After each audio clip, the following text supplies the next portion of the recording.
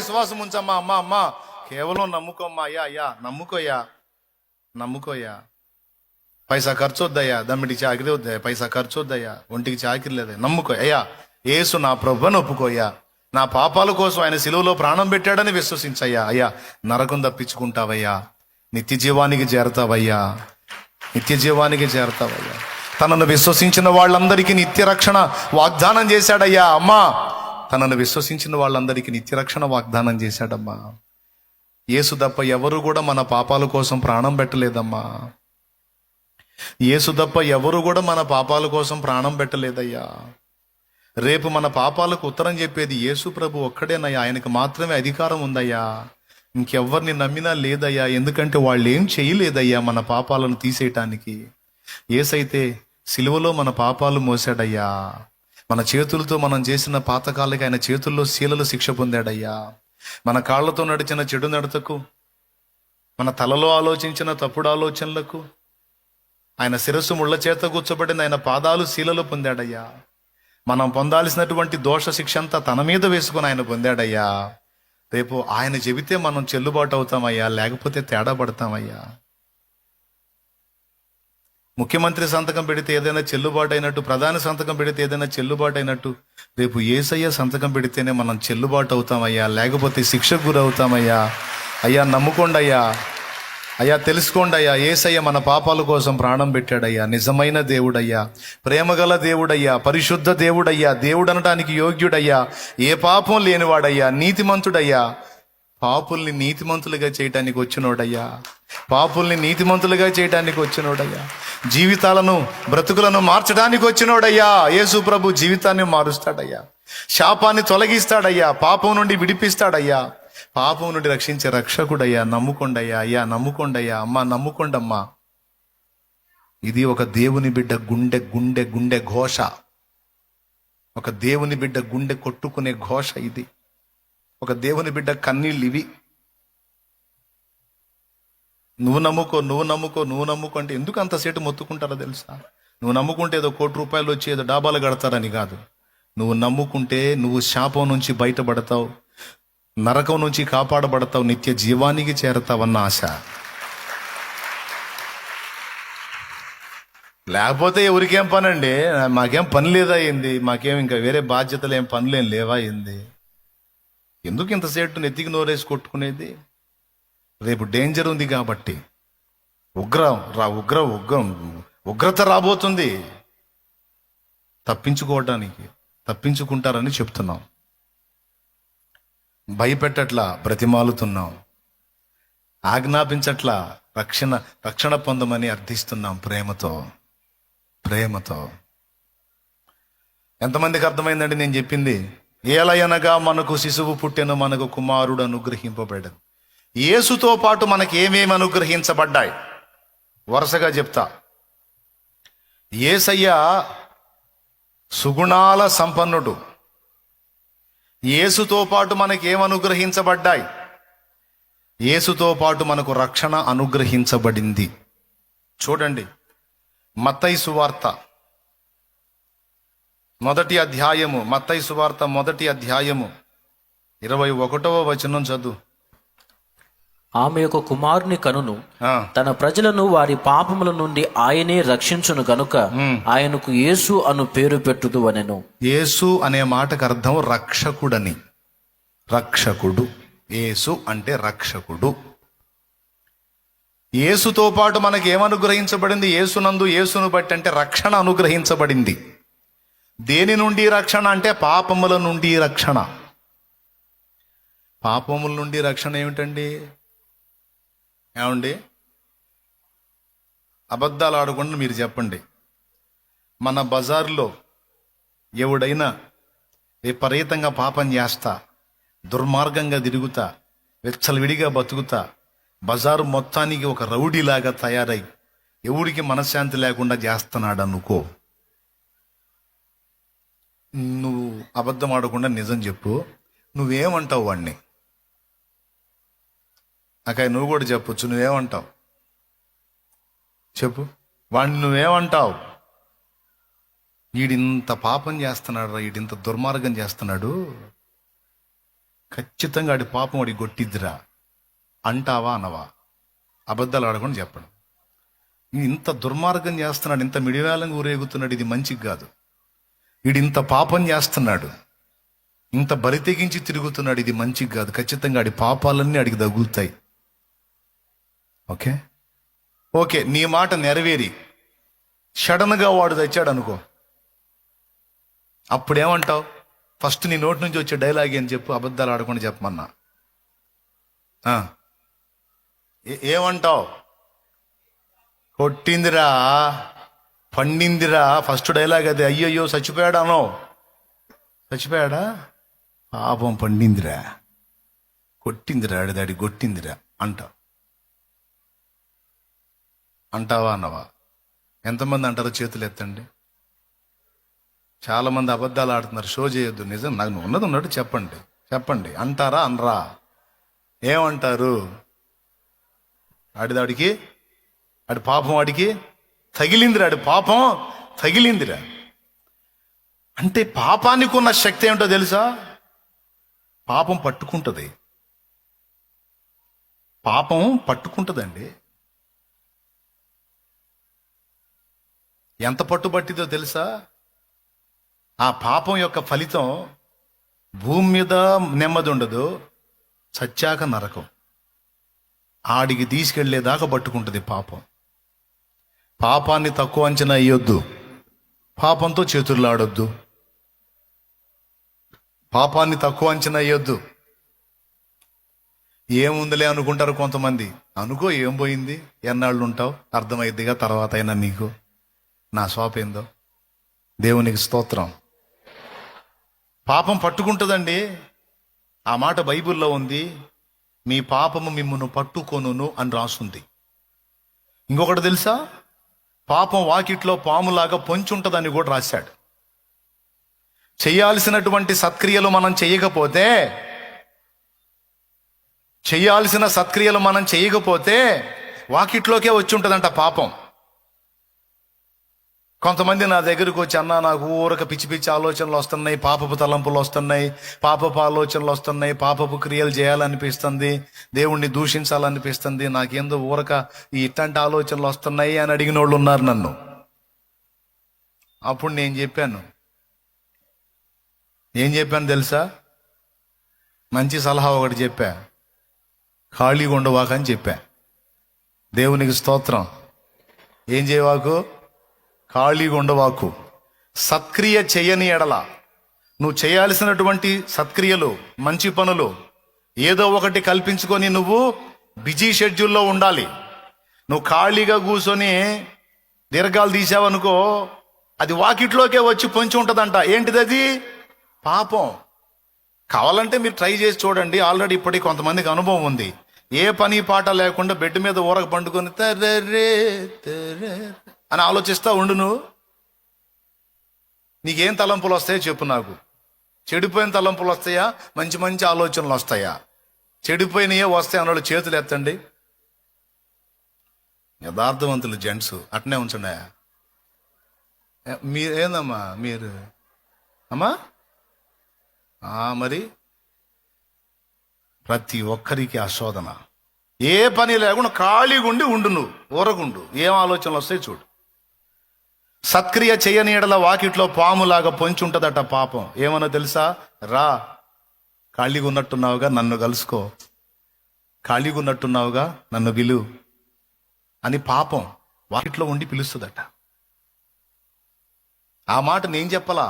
ఆదికాండం 4వ అధ్యాయం 7వ వచనంలో దేవుడే, సాక్షాత్తు దేవుడే చెప్పాడు. నీవు సత్క్రియ చేసిన ఎడల నీ తలనెత్తుకొనవా, సత్క్రియ చేయని ఎడల వాకిట పాపము పొంచి ఉండును, నీ ఎడల దానికి వాంఛ కలుగును, నీవు దానిని ఏలుదువనెను. వాకిట్లో ఉన్న పాపం నీ దగ్గరకు రావడానికి ఎంతసేపు అయ్యా పెద్ద మనిషి? బాయ్, వాకిట్లో ఉన్న పాపం నీ దగ్గరికి రావడానికి ఎంతసేపు? ఊరి గవిన్లో ఉంటే ఓయబ్బా అది వచ్చేటప్పటికి టైం పట్టిదిలే, ఈ లోపు నేను లేచిపోతాను అనుకోవచ్చు. వాకిట్లోకి వచ్చిన పాపం ఇంట్లో రావడం ఎంతసేపు? వాకిట్లో ఉన్న పాము లోపల గదిలో ఉన్న నీ దగ్గరకు వచ్చి నిన్ను కాటేయటం ఎంతసేపు? అది చెప్పాడు ఇక్కడ వాక్యంలో. ఖాళీగా ఉంటే, సత్క్రియ చేయకపోతే వాకిట పాపం పొంచి ఉంటుంది. పాపం యొక్క లక్షణం పొంచి ఉంటుందట అది. రెండవది, మీ పాపము మిమ్మను పట్టుకొనును అన్నాడు. చూడండి, సంఖ్యాకాండం 32:23 ఆ వచనం చదువు. సంఖ్యాకాండం 32:23 వచనం చూడు. మీరు అట్లు చేయని ఎడల యెహోవా దృష్టికి పాపము చేసిన వారగుదురు గనుక మీ పాపము మిమ్మును పట్టుకొనును అని తెలుసుకొనుడి. పాపానికి ఉన్న లక్షణం ఏంటో తెలుసా? అది పట్టుకుంటదే. అది పట్టుబట్టిందా, ఆ పాప బంధకాలలో నుంచి విడుదల పొందటం అంత తేలిక కాదు. ఇప్పుడు ఆ పాపాల నుంచి బయటపడటానికే పాపం నానా బాధలు పడుతుంది జనం బయట. తలనీలాల దగ్గర నుంచి కాళ్ళకి చెప్పులు లేకుండా పడాల్సిన పాటలన్నీ పడుతున్నారు. ఎందుకయ్యా ఈ బాధ అంటే పాపాల నుంచి బయటపడటానికయ్యా. ఎందుకమ్మా ఈ బాధ? పాపాలన్నీ గడిగేసుకోవటానికయ్యా. ఎందుకు ఇన్ని యాత్రలు? పాపాలు గడిగేసుకోవటానికి. అందరికీ ఉంది పాపాన్ని గూర్చిన స్పృహ. అందరి స్వాపాదే, ఈ పాపాల నుంచి పాపాలు వదిలించుకోవాలి, ఈ పాపాల నుంచి బయట. వదిలించుకోకపోతే ఏమైంది? బయట పడకపోతే ఏమైంది అంటే పట్టుకుంటాయి. మనం ఏమనుకుంటాం? నీళ్ళలో మునిగినట్టు పడిపోయినాయి అనుకుంటాయి. అడిగిపోయేది. ఎర్రి పుచ్చకాయలో చేదే పోదు, కాకరకాయలో చేదే పోదు నీళ్ళలో ముంచి లేపితే. మనలో పాపం ఎట్టబోయిద్ది? పాపం పోవాలంటే ఒకే ఒక్క మందు ఉంది, అది యేసు రక్తము.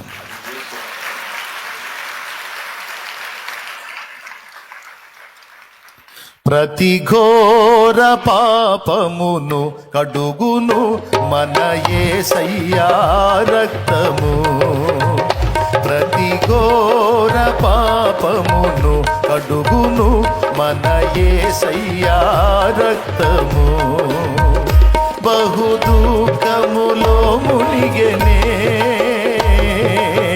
చెమట రక్తముగా మారెనే. బహు దుఃఖములో మునిగెనే, చెమట రక్తముగా మారెనే. యేసు రక్తము రక్తము రక్తము, యేసు రక్తము రక్తము రక్తము. అమూల్యమైన రక్తము, నిష్కళంకమైన రక్తము. అమూల్యమైన రక్తము, నిష్కళంకమైన రక్తము. యేసు రక్తము రక్తము రక్తము.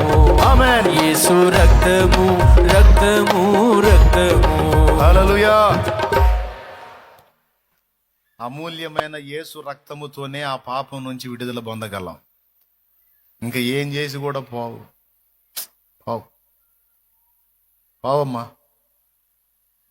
ట్రై చేసి చూడు, తిప్పలబడు, పడ్డావుగా ఇప్పటిదాకా.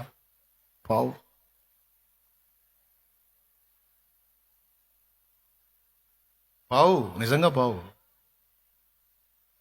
ఇప్పుడు మేమేం కాదని లేదు అన్నట్టు చూస్తున్నారు. నిజంగానే పావు. మరి పోకపోతే ఏం జరిగిద్ది? పాపాలు కడగబడకపోతే, పరిశుద్ధ పరచబడకపోతే, మన జీవితాలు శాపం నుండి విడుదల పొందకపోతే ఏం జరిగిద్దో చెప్పనా? సత్యాక నరకం సంగతి అట్టుంచి బ్రతుకొక నరకంగా మారిద్ది. అశాంతి, వేదన, దుఃఖము, భయము అన్నీ ఆవరిస్తాయి. ఏనాడైతే 2002వ సంవత్సరం ఏప్రిల్ 17న నేను బాప్తిస్మం పొంది పాపాలన్నీ కడిగేసుకున్నానో, ఆ రోజు నుంచి ఈ రోజు దాకా ఇక దాన్ని గూర్చిన భయం లేదు నాకు. ఇక ఆ స్పర్శే లేదు. అంతకుముందు అమ్మో ఫలానా దగ్గరికి పోయేస్తే పాపాలు పోతుంటే ఆడికి పోయి ఇంటికి వస్తానా, పాపాలు పోయినాయి అన్న నిశ్చయిత ఉండదు. మళ్ళా డౌటు, మొత్తం పోయినాయో ఇంకాసిన ఉండయో. పోనీ ఇదేదో బాగుందంటగా ఇక్కడికి పోయి మునిగితే పోతాయి అంట, కానీ మళ్ళీ ఇంకో చోటకి పోయేది, ఆడ మునిగేది. మళ్ళీ అక్కడ డౌటు. అక్కడ నుంచి ఇంటికి వచ్చినాక మొత్తం పోయినాయి ఇంకాసిన ఏమన్నా ఉన్నాయేమో అని. ఇక ఏదన్నా చూడు, పోయినాయి, నా పాపాలన్నీ కడగబడ్డాయి, నేను పరిశుద్ధుడయ్యాను, పరిశుద్ధురాలయ్యాను అన్న నిశ్చయత మనకి మిగిలిన మార్గాల్లో లేదు. ఉంటే చెప్పు నాకు. లేదు. ఎంత షో చేసినా పైకి లోపల కొట్టుకుంటానే ఉంటుంది గుండె. పాపాన్ని గూర్చిన స్పృహ. ఎందుకంటే దాని పట్టు మన మీద పనిచేస్తా కనపడతానే ఉంటుంది, దాని ఎఫెక్టు. అవునండి, కొంతమంది రహస్యంగా కొన్ని తప్పులు చేస్తారు, రహస్యంగా చేస్తారు. సడన్గా వాళ్ళ జీవితంలో వాళ్ళకి ఏదో ఒకటి అయ్యిద్ది, వాళ్ళ బిడ్డలకి ఏదో ఒకటి ఎఫెక్ట్ అయ్యిద్ది. వెంటనే వాళ్ళకి ఏం గుర్తొచ్చి తెలుసా? నా పాపమే నా బిడ్డకి తగిలింది, నా పాపమే నా కుటుంబానికి తగులుతుంది, నా పాపమే నా ఇంటికి శాపమైంది అనిపించిద్దా అనిపించదా? అనుకుంటారా అనుకోరా? అదే యేసు రక్తంలో కడగబడి మారు మనసు పొంది బాప్తిస్మం పొందు, ఆ డైలాగే ఉండదు నీకు. ఉండదా? ఆ డైలాగే ఉండదు ఇక నీకు. ఎందుకు? ఎందుకంటే యేసు ప్రభు స్పష్టంగా నా పాపాలు మోసినట్టు చరిత్ర ఉంది. యేసు ప్రభు నా పాపాలకు ప్రాయశ్చిత్తార్థ బలిగా తన్ను తాను అప్పగించుకున్నట్టు సాక్ష్యం ఉందే. అంతేకాదు, ఆయన రక్తంలో కడగబడిన తర్వాత పాపం నుండి విడుదల వచ్చినటువంటి, రక్షణ వచ్చినటువంటి అనుభూతి కూడా ఖచ్చితంగా మనకు కలిగిద్ది. దాని పేరే రక్షణానందం. ఏం పేరు?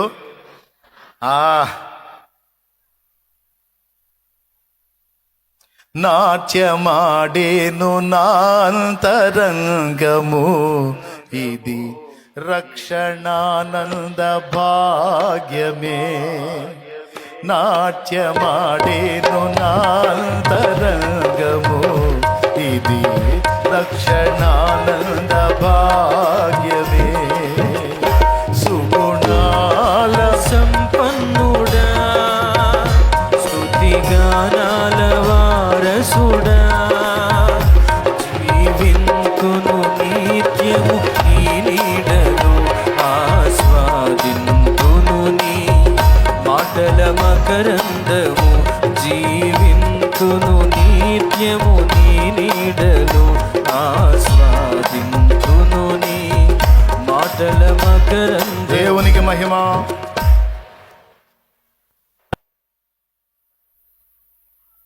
ఎంతమందికి ఆ నిశ్చయిత ఉందండి? అన్నా, నేను బాప్తిస్మం పొందిన తర్వాత నాకు రెండు అర్థమైనాయి. నా పాపాలు పోయినాయి అనే సంగతి నా ఆత్మకు అర్థమైంది, అండ్ దాని విడుదల, రక్షణ ఆనందం కూడా నేను అనుభవిస్తున్నాను అన్నోళ్ళు చేతులు ఎత్తండి. అది ఎన్ని చేతులు లేచినాయో చూడండి. నేను 2 చేతులు ఎత్తి చెప్తాను. నా రక్షణ నిశ్చయం అండి, నా రక్షణ నిశ్చయం. పాపం యొక్క బలము మీద పాపం యొక్క బలము విరగొట్టబడింది. నా ప్రభు దాని నుంచి నన్ను రక్షించాడు. స్తోత్రం. ఎట్టబట్టుకుంటుందో అది లోతట్టు ప్రాంతాలకి ఇది కొట్టుకొస్తున్నాయి. పైన ఉన్న ఊళ్ళు ప్రజలు బతికారులే కానీ వాళ్ళ సామాన్లు అవన్నీ కొట్టుకుపోతుంది, నదిలో కొట్టుకుపోతున్నాయి. కొట్టుకుపోతుంటే అడవుల్లో నుంచి కలప దొంగలు కాదు, దొంగలు అంటే తెలుసా? మొద్దులు, టేకు మొద్దులు, అట్లాగా పైనుంచి ఆ అడవుల్లో నుంచి అవి కొట్టుకొస్తున్నాయి నదిలో. అలాగే ఆ పై వాళ్ళ సామాన్లు కొట్టుకొస్తున్నాయి నదిలో. నీ బోటోళ్ళు అందరూ ఒడ్డు నుండి పొడుగాడి గడకట్టెలు పెట్టుకొని దొరికినట్టు లాక్కుంటున్నారు, ఒడ్డుకి దొరికినట్టు లాక్కుంటున్నారు. ఒకడున్నాడు పాపం, వాడు పొద్దుగూకులు లాగినా పప్పు గుత్తులు కత్తిపేటలే వస్తున్నాయి అంట. వాడికి పప్పు గుత్తులు, కత్తిపేటలు, ఉల్లిపాయ పొట్టలు ఇవే వస్తున్నాయంటే ఎన్నిసార్లు లాగినా వాడి సరైన సామాను ఒకటి కూడా రాలా. కొంతమందికి ఏమో టేక్ మొద్దులు దొరికినాయి లాక్కుంటున్నారు. ఏముంది, ఒక పెద్ద టేకు మొద్దు దొరికిందంటే 1000 రూపాయలే. ఒక్కొక్కడికి మంచి మంచి సామాన్లు దొరుకుతున్నాయి, లాక్కుంటున్నారు. వీడికేమో ఎన్న లాగు పాపం. ఉల్లిపాయ పొట్టలో, కత్తిపేటలో, పప్పు గుత్తులన్నీ ఈ తక్కువ సరికే వస్తుంది. ఇప్పుడు అయితేనే ఉల్లిపాయ పొట్టలో, కత్తిపేటలో, పప్పు గుత్తులు అయితే ఏమైందంట? ఊరకొచ్చే లాక్కో, ఊరకొచ్చేయగా నువ్వేం డబ్బులు పెట్టి ఏమన్నా కొంటున్నావా, ఏమన్నా కష్టపడి సాధించావా? కొట్టుకొని వస్తూనే లాక్కో. వచ్చేనాటికి నీకు కూడా మంచిది ఏదో ఒకటి వచ్చిద్ది. ఆహా, వీడికి తపన ఆగలా. అక్క ఇట్లా కాదని ఆ గడకట్ట పక్కకు పడేసి చొక్కా తీసేశాడు. తీసేసి ఇక గెటప్ వేసాడు. ఇక ఈతగాడి గెటప్ వేసాడు. ఈతగాడు ఈతగాడు మనోడు ఏం ఫిక్స్ అయ్యాడంటే ఆ నదిలో ఈదాలని ఫిక్స్ అయ్యాడు. ఒడ్డునున్నోళ్ళు చెప్పారు, అరే ఎందుకురా, ఏదో వచ్చినే లాక్కోక ఎందుకురా, నది ఆవంతున భారత ఉంది, సాహసాలు ఎందుకురా అని అంటున్నారు. మీకేమరా మీరు అట్నే మాట్లాడతారు, వాడికేమో టేక్ వచ్చింది, నీకేమో సామాన్లు వచ్చినాయి, వీడికేమో ఇవి వచ్చినాయి, నాకేందిరయ్యి. కాదు నేను ఏదైనా దిగి మంచిదాన్ని పట్టుకొచ్చుకుంటానని ఫిక్స్ అయ్యి ఎదురు చూస్తూ ఉంటే ఒక నల్లటి మూట కొట్టుకుంటూ వస్తుందంట నదిలో నుంచి. నల్లటి మూట నడేట్లో కొట్టుకొస్తుంది. వీడికి ఇంకా ఆశ కలిగింది, ఈ మూట పట్టుకొచ్చుకున్నానంటే ఈ దెబ్బతో ఇక నా కష్టాలన్నీ పోతాయి రాబాయ్ అని ఫిక్స్ అయ్యాడు. అల్లంత దూరంలో ఆ మూట కొట్టుకుంటూ వస్తుండగా ఈడు ఇక ఇక్కడ దూకి వెళ్ళాడు. ఇక దాని దగ్గరికి వెళ్ళాడు. అది వస్తూ ఉంది. పొయ్యి ఆ మూట మీద అలా చెయ్యేశాడు. అంతే. ఆ మూట ఇటు తిరిగి ఇండు పట్టుకుంది. ఎందుకంటే అది మూట కాదు, బతికున్న ఎలుగుబంటి. అది బతికున్న ఎలుగుబంటి. దానికి ఏ ఆధారం దొరక్క 4 కాళ్ళు అట్లా నీళ్ళల్లో వేసి అది మాత్రం ఎందాకని ఈది సాలిపోయి ఊపిరి బిగపెట్టి అట్ట వండుకొని వస్తుంది. అది ఈ 4 కాళ్ళు నీళ్ళల్లో వేస్తే దాని వీపు కనపడుతుంది బయటికి. ఆ వెంట్రుకల్లో వీపు ఉంటుంది కదా. వీడేమో నల్ల మూట అనుకున్నాడు. నల్ల మూట కాదు, ఒరిజినల్ బతికొని ఎలుగుబంటి. వీడెప్పుడైతే దాని మీద చేసాడో దాని ప్రాణం లేసి వచ్చింది. అమ్మ ఏదో చెట్టు తగిలిందిరా, నాకు ఏదో కొమ్మ తగిలిన టపామని లేచి ఇడి తిరిగి ఇండి గట్టిగా పట్టుకుంది. ఇక ఎలుగుబంటి పట్టు అంటే మామూలు పట్ట. ఇక వీడు గజ ఈతగాడైనా ఇక వాడొల్ల కాదుగా. కాళ్ళు ఆడిద్దామంటే కాళ్ళు పట్టేసింది, చేతులు ఆడిద్దామంటే చేతులు పట్టేసింది. మునుగుతున్నాడు లెగుతున్నాడు, అది మునుగుతుంది లెగుస్తుంది. ఒడ్డునున్నోళ్ళు మొత్తుకుంటున్నారు, రేయ్ ఏందిరా అది అంత బరువు అయిందైతే వదిలేయ అంటున్నారు వీళ్ళు. వాళ్ళేమనుకుంటున్నారంటే బరువు అయినట్టుంది, లాక్కొని పోతున్నాడు దాన్ని, వదిలేరా, ఇంకొకటి దొరికిద్ది వదిలేరా అంటున్నారు. వాడు 2 చేతులు చూపించాడు నీళ్లలో. నేనెప్పుడో వదిలే. మరేమైంది? ఇప్పుడు అదే పట్టుకుంది. మీరు నవ్వుతున్నారు కానీ విషయం భయంకరమైంది. మిమ్మల్ని పట్టుకుంటే ఎట్లుంటుంది ఎలుగుబంటి అంటే? జస్ట్ పోయి చెయ్యేసిన దాకే మన పని. ఏదైనా తాగుడైనా, వ్యభిచారమైనా, ఏదైనా అక్రమ సంబంధమైనా తగిలించుకునేంత వరకే మన పని. టచ్ చేసిన తర్వాత ఇక మన పనే ఉంటుంది, ఇక అదే చూసుకుంటుంది. తాగుడైనా ఏ పాపమైనా సరే, అది స్త్రీలైనా పురుషులైనా, జస్ట్ హ్యాండ్ వేసి చేసిన దాకే మన పని అంతే. ఇటు తిరిగి ఇక మనల్ని పట్టుకుంటుంది. పాపం మంచి లవ్వు దానికి మన మీద. మరి ఇప్పుడు దాని పట్టు నుంచి ఎట్లా పోయాడు. పాపం ప్రతి మనిషిని అట్ట పట్టుకోనుంది, ఒక్కొక్కడిని అట్ట పట్టుకోనుంది, ఒక్కొక్క ఆమెను అట్ట పట్టుకోనుంది పాపం. కుటుంబాలను పట్టి ఉంది పాపం. ఒక ఎలుగుబంటిలాగా, ఒక క్రూర మృగంలాగా పట్టింది. దాన్ని పట్టు నుంచి విడిపించడానికి వచ్చాడు యేసయ్య.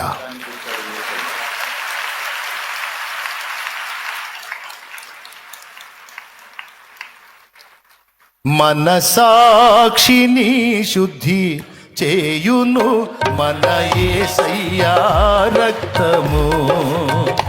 మనసాక్షిని శుద్ధి చేయును మన యేసయ్య రక్తము. మన శిక్షను తొలగించెను, సంహారమునే తప్పించెను. మన శిక్షను తొలగించెను, సంహారమునే తప్పించెను. యేసు రక్తము రక్తము రక్తము, యేసు రక్తము రక్తము రక్తము, అమూల్యమైన రక్తము, నిష్కళంకమైన రక్తము, అమూల్యమైన రక్తము, నిష్కళంక అదిగో మనం పొందాల్సిన శిక్ష అది. రక్తము యేసు రక్తము రక్తము మనం పొందాల్సిన శిక్ష. మన స్థానములో యేసు, మన స్థానములో యేసు, మన స్థానములో యేసయ్య పొందుతా ఉన్నాడు చూడు. హల్లెలూయా. మనందరినీ పాపం యొక్క పట్టు నుంచి విడిపించాలంటే ఆ పాపం యొక్క పట్టు, దాని యొక్క ముళ్ళు తను పొందాలి. అందుకే మనందరినీ పక్కకు నెట్టి మన స్థానములో మనల్ని ప్రేమించిన కన్న తండ్రిగా మనందరినీ పక్కకు నెట్టి మన స్థానములో మనకు బదులు ఆయన ఆయన ఆయన ఆయన ఆయన ఆయన ఆయన పొందాడు. మన స్థానములో ఆయన ఆ దోష శిక్ష అంతా అనుభవించి, వాస్తవంగా అదంతా మనం పొందాల్సింది, అదంతా మనం పొందాల్సింది. మన దోష శిక్ష అంతా తన మీద వేసుకొని సంహారాన్ని తప్పించాడు. మన స్థానంలో తను బలి కావటానికి వచ్చాడు యేసయ్య భూమి మీదకి. ఏమండి, యేసు ప్రభు వచ్చాడని పండగ చేసుకుంటున్న సోదరి సోదరులారా, వచ్చి ఏం తెచ్చాడో అది పొందారా? ఏం అనుగ్రహించాడో దాన్ని సొంతం చేసుకున్నారా? రక్షణ తీసుకొని వచ్చాడు. యేసుని స్వీకరిస్తే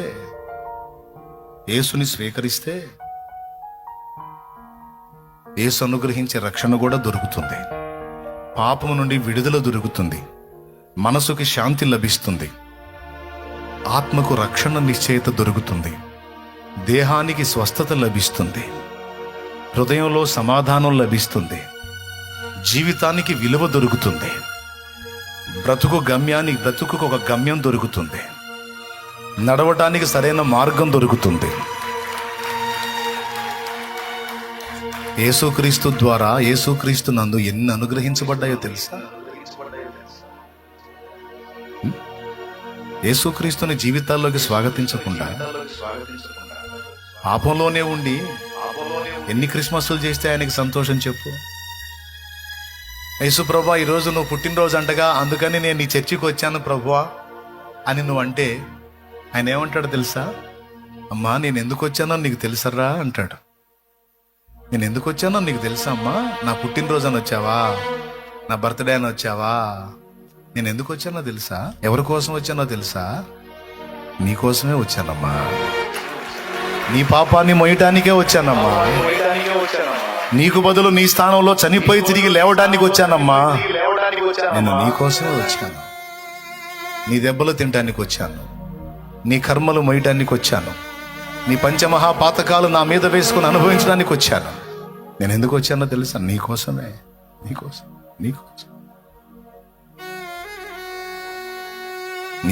వచ్చానమ్మా. కుమారుడా, ఈరోజు క్రిస్మస్ అని వచ్చావా?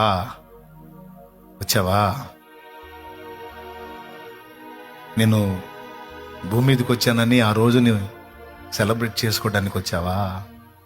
నేను ఎందుకు వచ్చానో తెలుసా నా కుమారుడా? నీకోసమే వచ్చాను.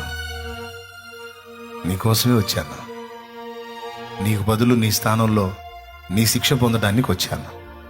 పాపం నుండి నిన్ను విడిపించడానికి వచ్చాను. కానీ నేను ఇచ్చిన ఆ రక్షణను నువ్వు స్వాగతించవు. నేను చేసిన శిలువ యాగాన్ని నువ్వు లక్ష్య పెట్టావు. బర్త్డే అని నాకు పుట్టినరోజులో నువ్వు ఒక పూట వచ్చి కనబడితే ఒరిగేదేముంది? నీకు ఏముంది? నేను పొందిన ఆ శిక్ష ఎవరిది?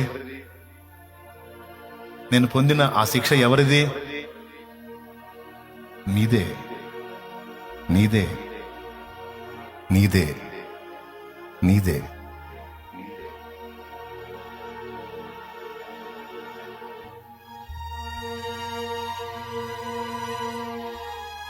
యేసు ప్రభునందు చాలా ఉన్నాయండి. యేసు ప్రభు ద్వారా మనకు లభించేవి చాలా ఉంది. రక్షణే కాదు, మనశ్శాంతే కాదు, స్వస్థతే కాదు, నిత్య జీవమే కాదు, అద్భుతమైన గమ్యమే కాదు, మంచి మార్గమే కాదు, ఇంకా చాలా ఉన్నాయి యేసునందు మనకు లభించేవి. అవన్నీ తీసుకొని వచ్చాడండి యేసయ్య.